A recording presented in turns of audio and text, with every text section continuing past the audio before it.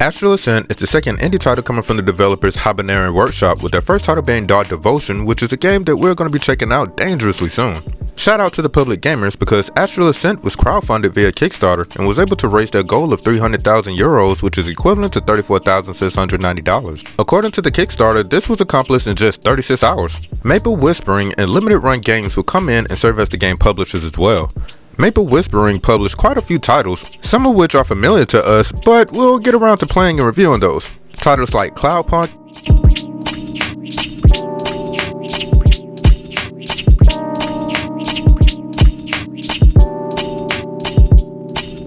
and One Step from Eden.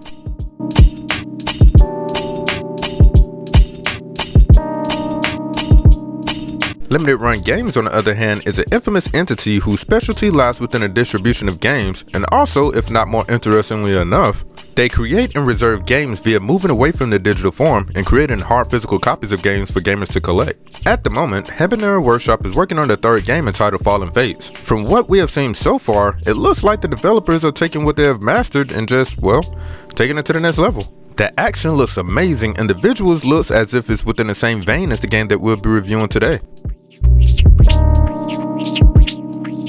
Speaking of that, I'll be rocking out with the PlayStation version, so let's get into it.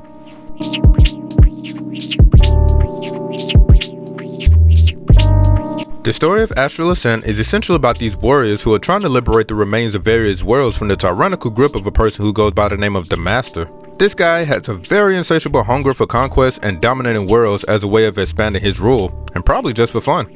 If creatures don't bow down to him, he just simply destroys them. For whatever reason, he's found a way to collect chunks of various worlds with some of their inhabitants still intact, and then trap them within inside pocket dimensions, which according to this game are called prisons. To serve as wardens for these various prisons, he has selected a group of strong and deadly warriors known as the Zodiacs to keep things in check on the Master's behalf. Each of them, of course, are the representation and personifications of the 12 Western astrological zodiac signs, which are Cancer, Gemini, Leo, Sagittarius, Aries, Libra, Pisces, Scorpio, Aquarius, Virgo, Capricorn, and Taurus. Initially, in the beginning of the game, the player is introduced to their first character, who goes by the name of Isla, who utilizes this ability to escape to different prisons to do battle against the Zodiacs.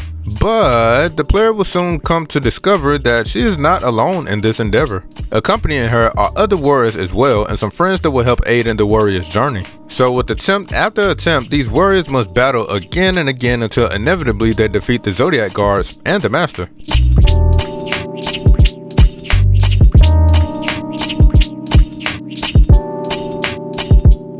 Astral Ascent looks beautiful. The pixel art, vibrant colors, movement of characters, environments, everything just looks beautiful and shows that there was an unbelievable amount of love within crafting this game.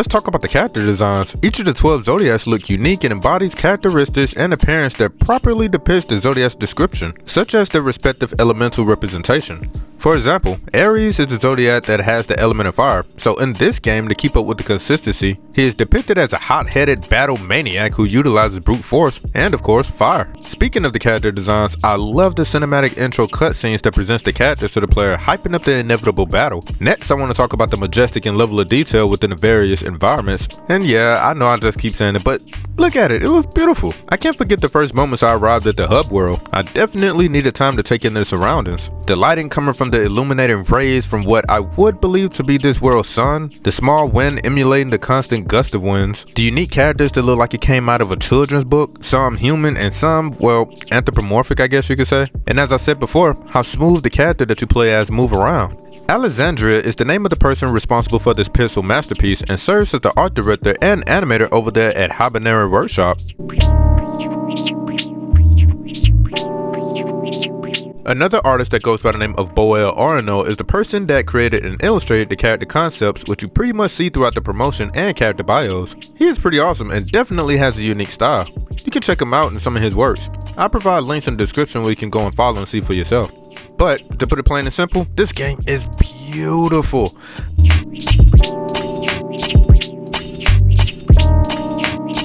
Astral Ascent is a roguelike game which the main goal for the player is to reach and destroy the master, but to get to him is going to be a challenging task. Luckily, there are things that are in place that will help you on your journey.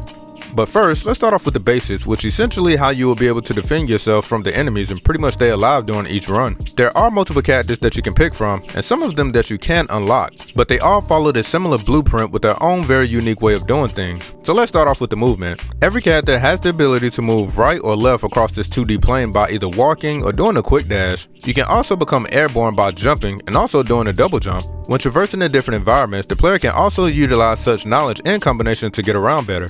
For example, one can use the dash button while airborne to get more distance, and even use it as a way to attack an opponent if there's an enemy right up under you, pretty much allowing the player to pounce on them with the force of gravity. And while we're talking about attacking enemies, the player has a variety of methods to defeat their opponents. The first are the normal attacks, which often consist of a simple 3 to 4 hit combo, but if you really want to know what's the bread and butter to the combat aspect of Astral Ascent, well, they're pretty much all the spells. There are so many spells that one may think to be endless. Each of them provides their very own type of attacks and brings more versatility into defending yourself from the various opponents that you may come across. Unfortunately, the player only has a limited number of spells that he or she can carry with them. However, they can be replaced if you come across a new one that you probably may have taken a liking to. So the question may be, why would I want to replace a spell? Well, there are factors that the player may want to take note of, one of them being the level of the spell. Each spell possesses their own tier or level, if you will, and comes with their own affinity, which simply means elemental attributes. These attributes include ice, lightning, poison, and so on. Each under circumstances can cause more damage, such as ice being able to freeze your opponents, fire burning them to a crisp, and poison, well, you get the point. But be mindful that when you use a spell, the order of spells that you possess automatically cycles to the next that will be in the order of use. It's kind of like the bullet chamber inside of a revolver. These elemental attributes can be changed or enhanced when you pick up something called imprints. But it isn't just that. Things get a little bit more complicated because there are things called gambits. Gambits are like the passive subsection of spells and adds even more passive attributes to your spell, such as increasing their damage, increasing the chances of additional status elements for your opponents when struck with the spell, and a lot of more other goodies. You can actually tell which are more powerful or of higher tier within the color of their aura you see when they're presented to you. Speaking of auras, you actually have these things called auras that pretty much give you passive benefits that will buff you and aid you, but also wreak havoc upon your enemies by increasing your attack, defense, and other goodies. And lastly, when it comes to spells, please pay attention to your magic meter located up at the top right below your health bar. You have to be careful, especially when your magic runs out. When that happens, you can replenish your magic meter whenever you land a physical attack on your enemy. So whenever you see that you can't cast a spell, it'll be best to go on the offensive side and start punching and kicking to get that magic meter up, because your physical attacks alone may not be what will deliver you a victory, especially when you get up on the tougher bosses. So far, we have talked about physical attacks and spells as a means of defending yourself, but there are two other abilities that you gotta be aware of. Those consist of your special abilities that are only exclusive to the characters that you're playing as, and also summoners that come in the form of echoes and the zodiac warriors you actually fight against. When it comes down to special abilities, every warrior has their own that revolves around their playstyle of that individual fighter. For example, Isla has a technique where she can vanish behind the target automatically and strike. This is befitting because her fighting style is that of an assassin, whilst my favorite character, Karen, if timed correctly, can parry an attack and retaliate with a devastating blow. This is befitting because hand-to-hand combat is his thing. I will talk more about him in a little bit. Now, whereas Isla and Karen involve in close quarters combat, the other two warriors utilize long-range combat by means of being objects that serve as projectiles. Callie utilizes these magical stones that she can send out and of course attack enemies, and Octaves has firearms that he uses to fire shots at his foes. Now, there is a fifth character known as Yamat that came out during the Brief Traveler DLC, and she is a perfect blend between close and long distance combat. She can be a powerhouse, and for those who don't know, the name Yamat is usually associated with dragon mythos.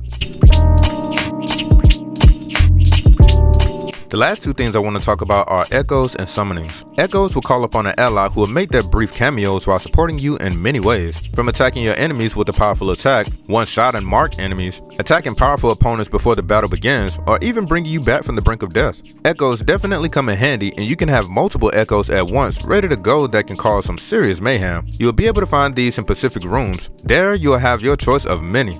Next, I want to talk about summonings. After facing off against the Zodiac Warriors, oftentimes they may appear again to you in the form of these doors, or sometimes just sitting casually outside where you can spot them on your runs. If you approach them, they will give the player different challenges that, if successful, will grant you the ability to call upon them and their power during battle. The only requirement of the player is to fill this magic meter, which will be located on the side of the screen. The more you utilize magic and defeat enemies, the more this gets filled up, and once it's filled, go nuts. Now, let's talk about how things will look when traversing across the different domains, aka prisons. When you begin your runs, you are granted with a number of spells at random to start you off, along with some additional bonus enhancements to your character. Then you are presented with different routes that you can take to inevitably get to the boss at the end of that level. You see, each level or stage is separated into a series of small subsessions that will give you a heads up on what type of segment or room you're about to enter, and also what type of reward that you can expect to earn if you are able to complete that room. At the very end of each segment, you will come across these options to pick from. I'll break down each of these, starting with the fighting room. This room is self-explanatory. You will enter a gauntlet of fights of various enemies that comes in waves. Next is the exploration room. This room allows the player to roam about in a more open and friendly environment. The benefits that comes from these rooms are the increased chances of obtaining healing stones, better spells, and even gambits. Next are these, what I like to call random rooms. These rooms provide a variety of spells, gambits, and other goodies that can heal you and provide buffs. I don't want to spoil them all for you because I kind of want you to check them out for yourself, but there's a whole lot of them. Next, I want to talk about the void rooms. These rooms, I believe, was made available when Update 2.0 became available. These rooms will allow the player to go up against these various mini-bosses. If you can defeat them, they usually provide helpful buffs. Next is the Andromeda Bar. This room will always be the one that comes before the boss. Here, if you have enough stars or quartz, you can buy drinks and boost your attack, defense, health, and even magic. If at the time you do have a Zodiac summoning, you can summon that person out for somebody else. You can do this by going inside Andromeda's bar, and they'll be chilling out right there, just, lounging around. And if you have enough tinder, you can actually swap out your spells for probably better ones. Last but certainly not least is the boss room. This is where the player will be facing off one of the Zodiacs. Defeat it and you'll progress to the next level with its own theme of rooms. Whenever the player decides to pick which room to enter, you'll always see these small markings. One that looks red or pinkish, pretty much all these stones which go by the name of quartz, keys, imprints, auras, and of course this sign meaning gambits. While I'm talking about quartz are tenders that can be used to purchase spells and power-ups. These keys that you can obtain will be used to unlock altars stationed primarily within exploration rooms. These altars can help enhance your attack power, magic, and health at the cost of the keys that it asks for. You'll also be able to find these ghostly things floating about. This isn't a tender or anything, but it is used to unlock stories of characters that you can go and check out for yourself when you get back to the hub. Just look for this big fox that looks like it's having a storytime session. The next type of tender are these stars. You can get these automatically whenever you're exiting a zone via a portal. At the end of each run, whether you succeed or fail, all of your progress, including the enemies destroyed, keys, stars, quartz, and everything else will be taken into account so that the player will obtain something called sun pieces. This is what the player will need in order to purchase permanent upgrades for your character, which will carry over into the next runs. You will only be able to get these upgrades back at the hub world. Now, before doing your runs, the player has a hub area where some of your allies will be stationed at. Here you have multiple vendors where you can obtain new spells and obtain permanent buffs to better your run. Also here, you can obtain new colors for clothing to customize your characters with tickets that you will find on your runs. You will also be able to select characters that you will want to play as, learn about characters, watch character cinematic introductions, select a randomized daily added on benefit that lasts for 24 hours, obtain more sun pieces for fulfilling a checklist of things to do during your runs and other things. And by saying those other things, I'm referring to things that are unlocked after defeating the master once. Now if you're watching this review before or during your early runs of Astral Ascent, you probably have gotten to the master and thought that he is impossible to beat due to the fact that whenever you drop his health down to 0, he will still defeat you by default. Believe me when I say that this is all a part of the story, so stop worrying. Even though it appears that you lost, you actually won. Afterwards, you are introduced to Destiny Fragments, which you can accumulate by upping the difficulty of runs. If you continually do this, you will be able to unlock various weapons for each character that can change the playstyle and even more advantages for your runs. Side note, there is a DLC that was released entitled The Dead Cells Rendezvous, which has the main character from that game called the Prisoner, which is so befitting considering the places that he has to fight through, serving somewhat as a skin and also the last weapon that you have to unlock given the various requirements. If you will want to defeat the master, you'll have to defeat him on a higher level of difficulty. You can continue to do this to your heart's content to make yourself a god in Astral Ascent with more runs you do. It's not mandatory, but you can do them. I mean, there are only like 99 levels with the next being more challenging than the last. So, have fun. Now that I got the tutorial and gameplay mechanics out of the way, now I can talk about my experience with the gameplay. First off, I can honestly say that this game is awesome and can be challenging. As a roguelike, death is to be expected and something that you can go stronger from considering the resources that you accumulate during each run. Knowing the type of skills, what they can do, and becoming knowledgeable of builds you can have for your character will only improve your chances for defeating the master. In the beginning, I suck. But my favorite character I found myself being fond of is Karen. His parry and counter in my eyes is undefeated. He can parry any attack, and given a lot of situations and circumstances I find myself in, it was definitely clutch. Those situations that I'm referring to is whenever I get to a Zodiac warrior or a boss and believe I'm about to defeat them, all of a sudden they bust out these most ridiculous techniques, combos, and spells, and for whatever reason start to move so frantically across the stage at such a speed it's hard to hit them, especially before they continue their assault. Sometimes it gets so chaotic to the point where it would be nothing but various multicolored pixel particles flooding your screen, with you as the player getting lost in all of the commotion. Also, when I played Astral Ascent, I thought that the levels would be never ending. The first level or series of rooms of that section aren't easy, but as I continued, enemies became more varied, seemed to have more health, possessed different attack patterns, and hit harder. By the time I got to the 4th level, I was desperate to find any type of way of healing my character because I was losing health, and fast. Another fun fact, there are only 4 levels that you have to battle through before you fight the master, so in total you only have to fight 4 Zodiacs and then the master. Also, for those who may have difficulty getting through the game, there is something called resilience modes which you can turn on. This would decrease the damage done by enemies every time you fail a run, and thus giving you a more of a fighting chance to be victorious. But overall, is this game fun? Yes, especially due to the fact that Astral Ascent has local or rather couch co-op so you can play with a friend.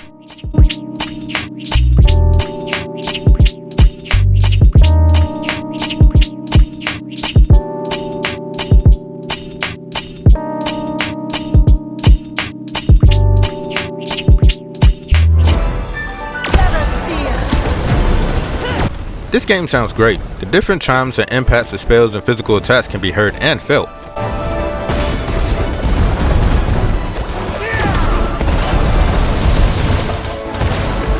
In addition, the voice actors of the characters provide so much personality within the dialogues. Girl, I don't know if you're bold or reckless. What she means is, you're in the right place. Come with us. Thank you. From the playfulness and jokingly manner to the most over-the-top seriousness and sometimes cheesiness from opponents. Stop right there. I, Leo, order you to turn around. So you should know I'm not really into following orders, so let me through. Over my dead body, then. Okay, I follow some orders. Big ups to the voice actors because this is definitely a game that if these people did not sound interesting at all, man, I probably would have went to sleep or even turned the game off. I mean, they didn't have to include voice acting, but I'm happy that they did, and they did an outstanding job at that. So again, big ups to the voice actors for not making these characters sound like cardboard and giving each individual their own unique and authentic personality. But anyway, during battles, the sounds of your opponents can cue the player on what move is about to be performed, so use that to your advantage. One last thing that I have to mention are the sounds of nature, which is so emphasized when you're just chilling out or just shooting a breeze. You'll hear the birds chirping, winds going,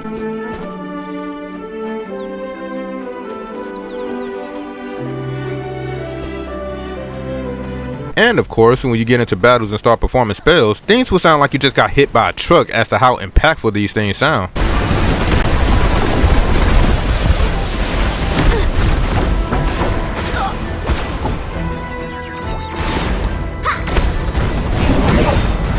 Overall, the sound quality of this game is nothing but top notch with the booming bass underlined.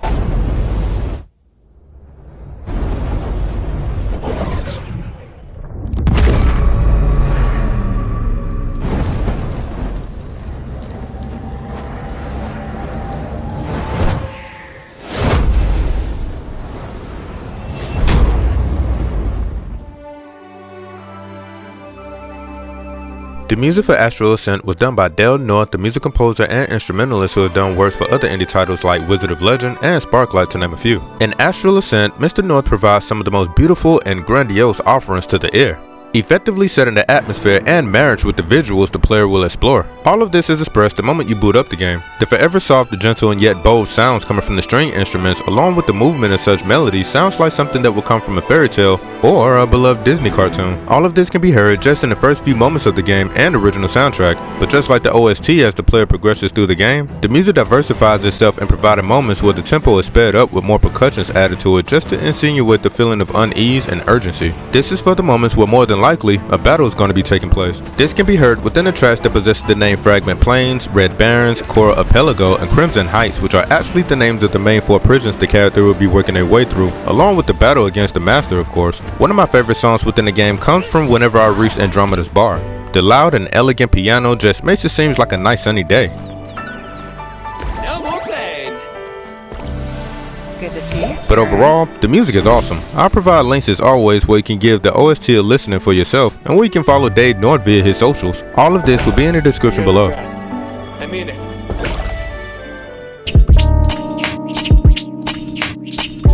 This game is phenomenal to say the least. The gameplay is addictive and very easy to understand. The visuals are so detailed and astonishing that, well, within the environments and movement, color, and everything you see, it's pretty much crafted with so much care and consideration. The music is lavish and awesome, and not to mention that the fun factor warrants high replayability. I would recommend this game to anybody that loves a challenge, roguelites, and wants to feed their appetite of battling against monsters. Astral Ascent is now available for PlayStation 4 and 5, Nintendo Switch, GOG, and Steam for Mac and PC for only about $25. If you want the full experience, we recommend you to also purchase the 2 DLCs. The first DLC being the Outer Reaches, which adds new worlds, enemies, and will give you an opportunity to face off against Andromeda herself, and have her as a summoning if you can survive her. She is probably the most powerful out of all summoners because she gets the one-shot opponents.